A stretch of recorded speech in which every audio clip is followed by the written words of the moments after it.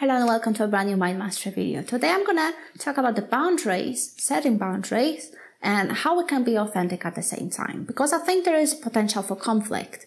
On the one hand, how can we be transparent and authentic and kind of radiate our true self, but at the same time, we should be able to set boundaries, right? Which also might mean kind of concealing certain things about ourselves, or preventing others from knowing our true self in a sense. So I'm going to start with the concept of setting boundaries. It's not just about not tolerating certain things in our lives or saying no in certain situations to certain things which we don't want to have, which we don't want to experience. And it's not also about, withholding information or, in a sense, not sharing certain details about ourselves. But most importantly, setting boundaries is all about distinguishing ourselves from other people. So which emotions, which thoughts, which beliefs belong to me, and which elements of that experience belong to someone else. I think generally humans are very prone to projecting certain things. So we project our expectations onto others, we project our feelings, our insecurities, our anxieties. And that creates, in a sense, this subconscious confusion between who we truly are and who someone else is. So usually when it comes to like arguments or situations where we don't feel comfortable, there's usually some confusion in terms of boundaries, because either someone else attributes their own feelings and expectations and thoughts and beliefs onto ourselves, or we do it towards them.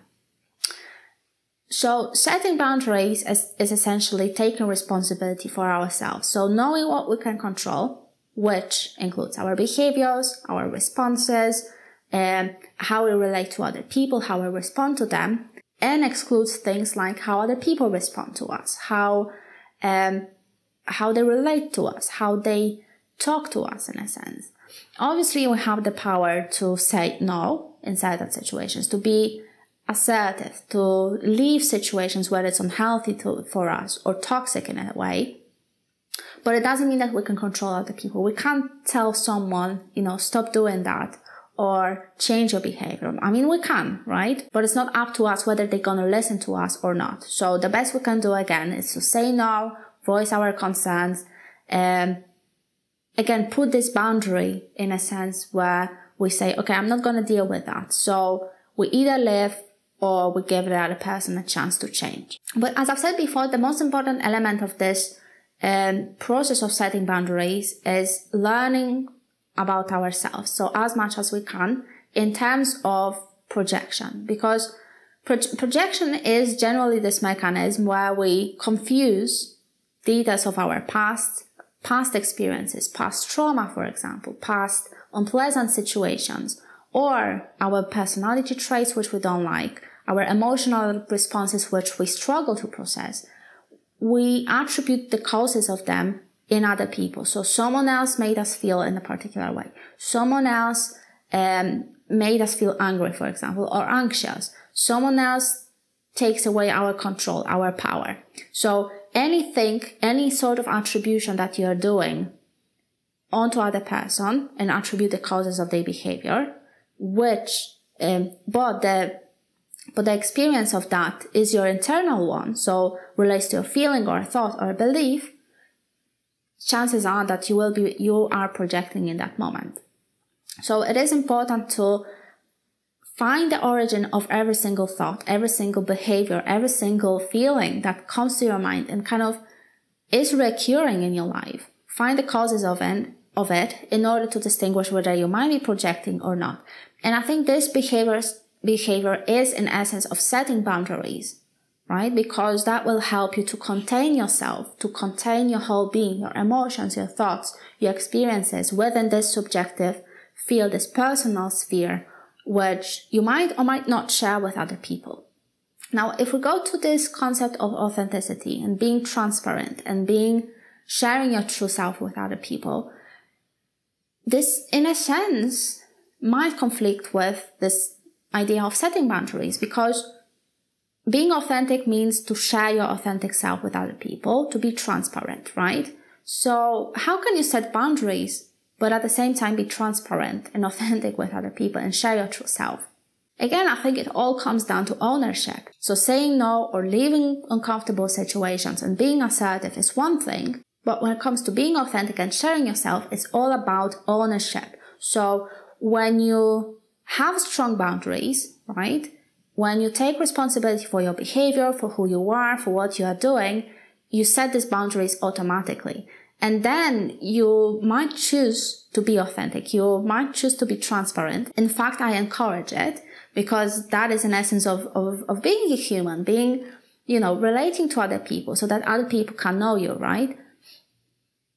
When you choose to do that, you're not really giving away your power because yourself is still contained within boundaries. It's still contained within this personal sphere of what you're responsible for and what you can control in your life in terms of your behavior, thoughts and feelings and responses and different reactions. So the more deeper we go into these both concepts, the less conflicts there is really, because being authentic and being open and sharing yourself does not really exclude boundaries, right? Because you can have boundaries, but then you can be totally transparent. You can share absolutely with everything with anyone you meet if you choose to, right?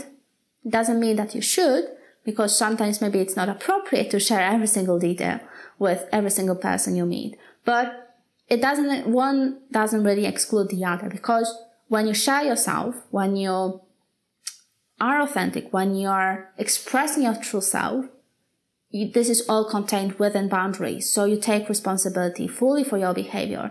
And other people's reactions in that case are not really in the sphere of your control. It's not something that you can be responsible for. I mean, obviously, if you go around and you're impolite towards other people or rude, then, you obviously expect negative responses, right? But it doesn't mean that you're fully responsible for them. In my opinion, actually, in order to be fully authentic and transparent, you have to have this good set of boundaries, right? So you need to be able to fully contain yourself within this personal sphere, right? Which will then allow you to not only be authentic and transparent, because then you're, in a sense, you're taking full responsibility, right? You then don't have to worry about people's opinion about you or their reactions or what they think about you, right? Because when you have these good boundaries, you're taking responsibility for yourself. You can be fully transparent and authentic with other people, and you don't really have to worry about what they think about you, right? Whether they have a bad opinion about you or not, right? So anything that is associated usually with insecurities that we are having about being authentic in the first place, all that relates to someone feeling like we are being evaluated by other people, right? So are we behaving in line of people's expectations? Are we behaving in lines of their opinions, right? So, but when you have good boundaries, you don't really have to worry about that because you are following your own expectations. You are following your own rules, your own principles, right? That's what you worked on if you were working on developing this true and authentic self, right? It's all about choosing your own path, choosing your own way. So when you do that and you have good boundaries, you don't really have to worry about all this opinions in a sense. Again, it doesn't mean I'm giving you a permission to go around and abuse people or anything like that, because it doesn't make sense. It's counterproductive. And why would you want to go around and hurt other people for no reason? So you also need to be kind of mindful of possible consequences, right? So you can be authentic, but it doesn't mean that you have to be entirely ignorant of other people and just do whatever. Authenticity is all about sharing yourself, presenting yourself, expressing yourself in a way that is kind of congruent with your behavior, with your thoughts, feelings, beliefs, and who you are as a person, right? So it's all about being fully embodied within this present moment experience where you express who you truly are in that moment. So no deceptions, no lies, no, poking in other people's vulnerabilities and stuff like that. It's just about being contained, right?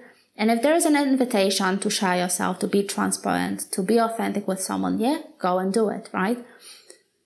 So in a short summary, boundaries and being authentic do not really exclude each other. In fact, in order to be true to yourself, in order to be true to other people, in order to be transparent and authentic, you need good boundaries to contain yourself, to,